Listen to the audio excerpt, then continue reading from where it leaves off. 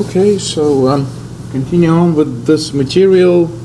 Weeks 2 and 3, wrapping up. I think today we're going to talk about objects again, the latest demo with that animation of using background thread to animate behavior of elevators in those two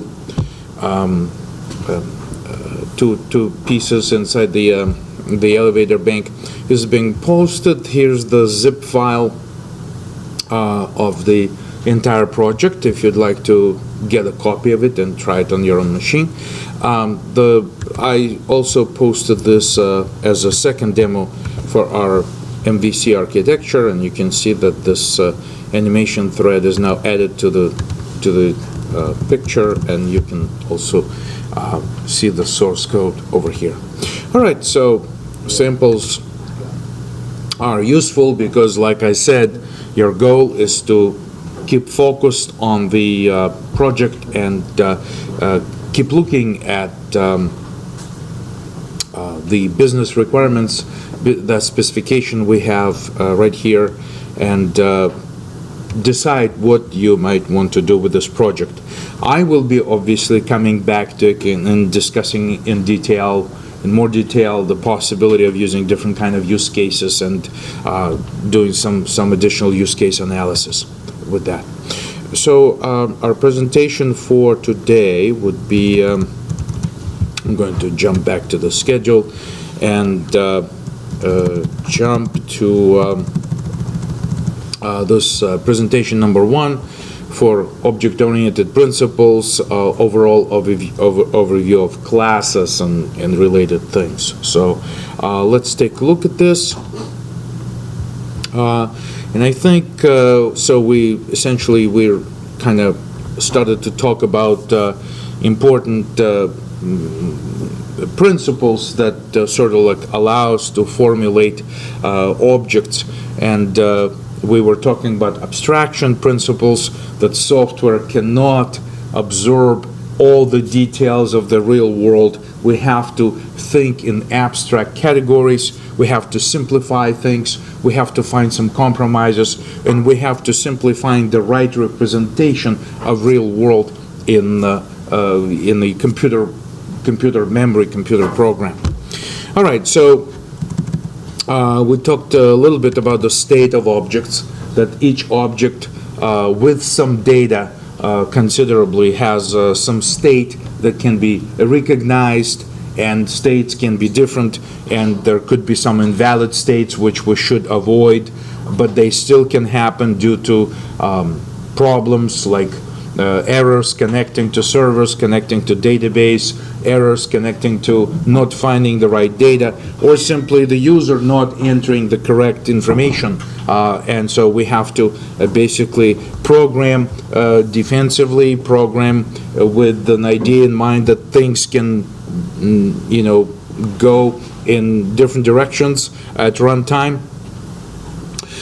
Behavior is essentially all the set of features that we would like to include and that publicly becomes available.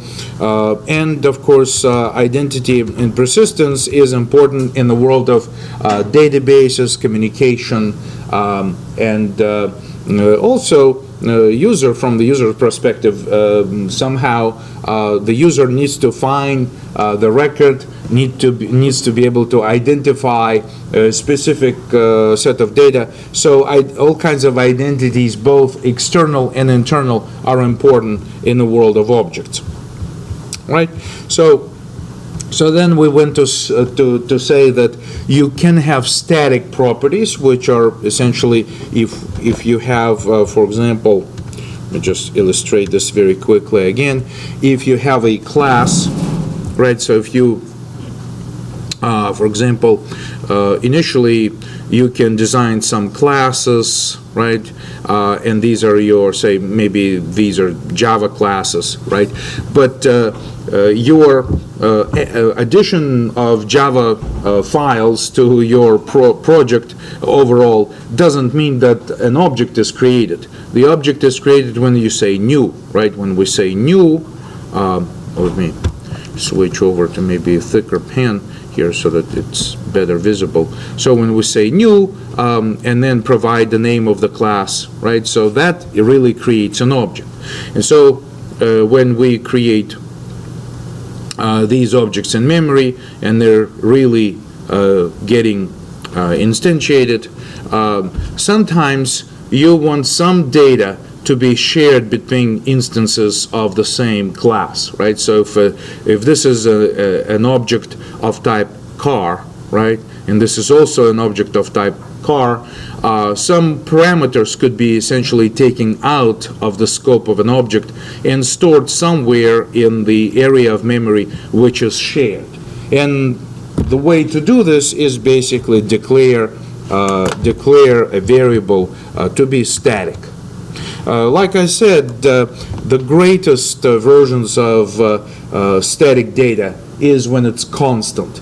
If it's a mutable data, it may be problematic, because in case if one thread of execution does something with this object and another thread of execution does something else with a different object, and they happen to be, trying to update this data and change this data, it becomes problematic because, there could be some race conditions between these two threads of execution, although these two cars may be the same type of object, but the problem is that they're being used on two different threads of execution, so they could be used concurrently. And in that sense, any kind of static, if this is static data shared by two instances, it becomes problematic. It becomes a significant concern in multi-threaded environment. So like I said, any program today can be single-threaded, but someone could actually try to make it multi-threaded tomorrow. And any static data which is shared data between objects, becomes a serious concern. And overall, you should develop your objects concealing the data inside. And if data needs to be shared, it's still much better to protect the data inside your objects. This is just something to be concerned about static data. However, any constant static data is perfectly safe and very convenient. All right. So dynamic values, we say, belong to an object and basically contribute directly to a specific object state. Object behavior is made up of, like this one says, this particular web page says, actions and reactions, and essentially messages being exchanged between the objects. Essentially, I can give you a bit of a preview of this, that you can do analysis of behavior simply by thinking that, for instance, if you have a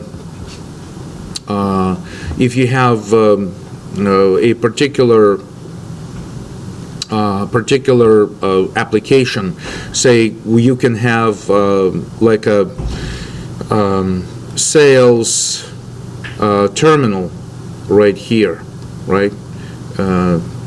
Terminal, right? And which could be hosted by cash register, something like that, right?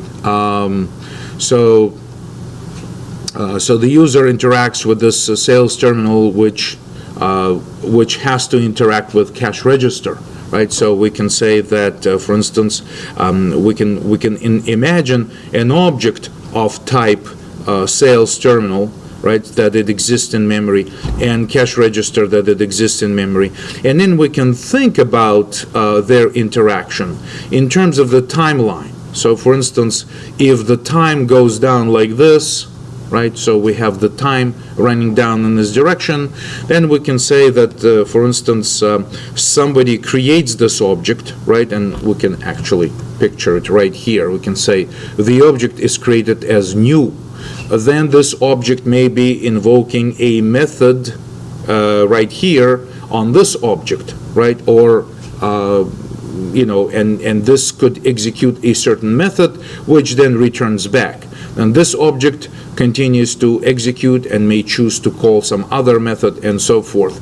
So we can actually visualize interaction between two objects by using this kind of timeline type of interaction, right? So this is where thread of execution basically spends time using this object, then the thread of execution can call another method over here, spend some time here, and so forth, continue. And again, like I said, the time goes down this way, and we can envision what gets invoked. For instance, new, of course, invokes the constructor here. The constructor right here may want to execute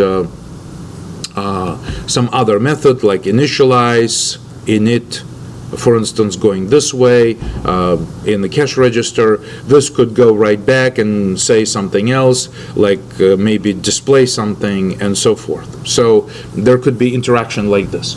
These types of interactions, or these types of diagrams and visualization, is called a sequence diagram. So this is very informal sequence diagram view right now, but we will talk in much more detail about those in the future. So this is what we say actions and reaction. In general, if you have an object, right? So if you have an object right here,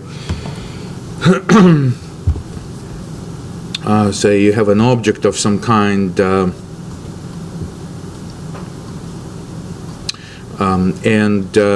this object can actually, again, showing this sort of like timeline of what's happening to it. If someone invokes a method in this object, and this method continues to execute right here, right? So the method continues to execute. This object may actually call a method of its own, even a private method, right? So then another sort of like another method gets invoked at the same time.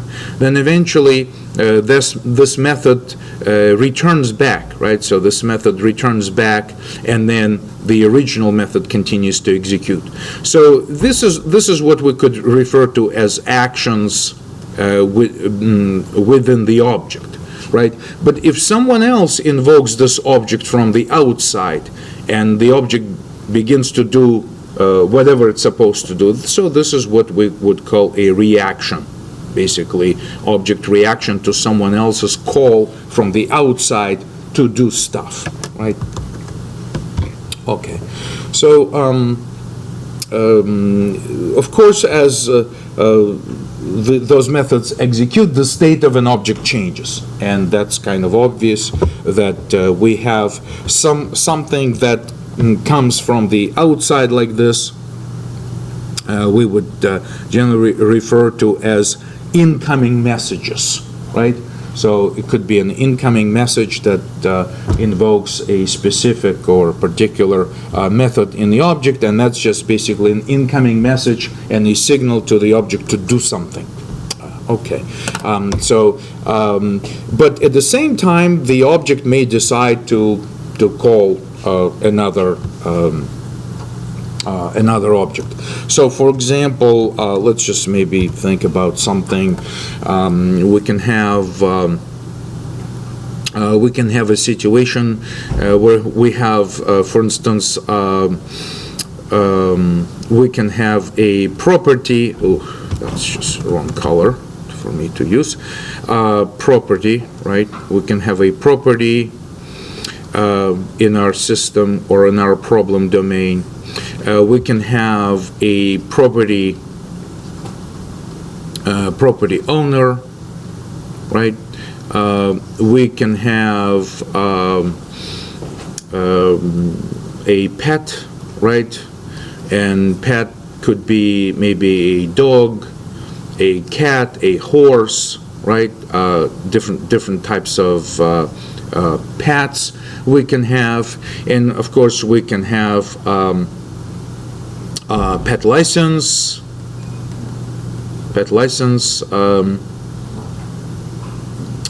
another type of class in the system, and they all have to interact and basically be connected with each other. So, for instance, if we want to create a pet license, all of a sudden we need to find out who the owner is and what the property is, and separately there could be somewhere else there could be an address type of object which holds an address and all kinds of information like that. So obviously these classes of object, they have to interact with one another, right? So it's difficult to imagine that the pet license is absolutely isolated away from everything else in the world. So the pet license obviously needs to interact with the rest of the system. So when someone makes a call into this class and says, create license or something, all of a sudden we have a lot of information together, and obviously we have to make calls out to other classes and other objects or instances of classes and interact with these.